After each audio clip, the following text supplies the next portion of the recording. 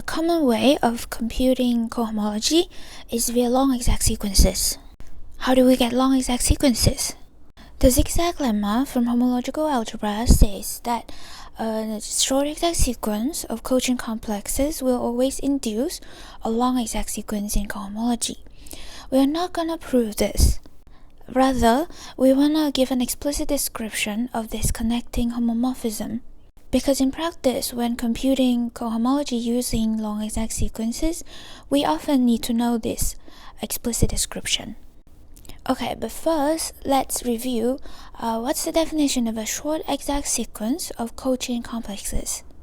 So let's say A, B, C are cochain complexes given as follow. Then a short exact sequence of cochain complexes is just a commutative diagram as follow, such that each of these rows is exact. Okay, so now we want to define this connecting homomorphism.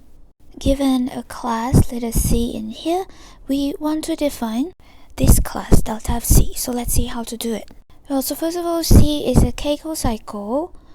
Thus this lie in here. Now exactness of this row means in particular that this map is surjective. So we can find some B in here mapping to C.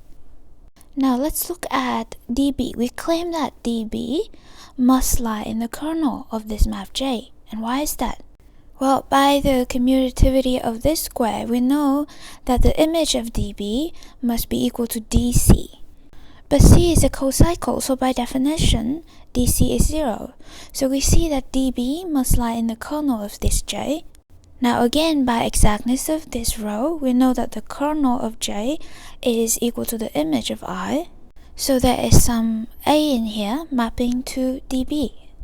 And thus we can define the image of the class of C to be the class of A.